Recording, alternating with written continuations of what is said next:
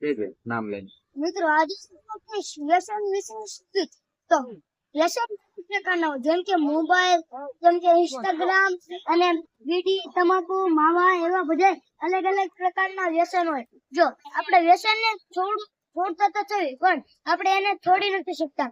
જો આપણે એને છોડવું હોય તો સાચા મનથી છોડવું પડે.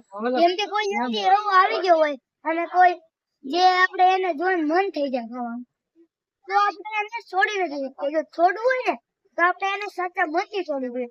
તો મિત્રો આપણે મામાના એને ખુદીને છોડવી તો છે, પણ એને છોડી નથી શકતા. અને આપણે સૌથી મોટું તો વ્યસન ફોન કહેવાય.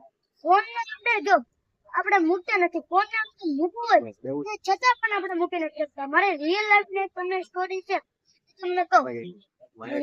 મેં અત્યારે ફોનને નથી જોયો, મેં અત્યારે ફોનને નથી જોયો, પછી કાલ ફોન નથી, પછી એમ પછી હું ફોનને જોઉં. તો મિત્રો આપણે મૂકી અને સાચા દિલથી આપણે મૂકી એને નથી શકતા. મિત્રો આપણે મૂકવું હોય તો સાચા દિલથી મૂકવું પડે.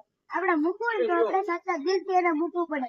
તો આપણે હું તમને વિનંતી કરું છું કે તમે ફોન મૂકી દો. એવા બધા આ બધું ખરાબ વ્યસન કહેવાય. અને તમારે આમ તમારે સફળતા કરવી પડે. તમે ફોનમાં જો શીખવું હોય તો શીખવાનું. તો હું તમને વિનંતી કરું છું કે તમે તમારા 30 મિનિટ તમારે રોજ ફોન નહીં જોવાનો, અને તમારા 30 મિનિટ તમારે કઈ બીજું નહીં કરવાનું. તમારા પરિવાર સાથે બેસીને તમારે વાત કરવાની, અને તમારે એક ફોનનો ઉપવાસ રાખવાનો. પછી સન્ડે તમારે આખો દિવસ ઉપવાસ રાખવાનો. જો હું તમને કહું છું ફોન જોવાનો, પણ તમારે કઈક કામ હોય તો જોવાનું. કે કઈક મેસેજ ઇમ્પોર્ટન્ટ હોય કે એવું કઈક હોય તો તમારે જોવાનું.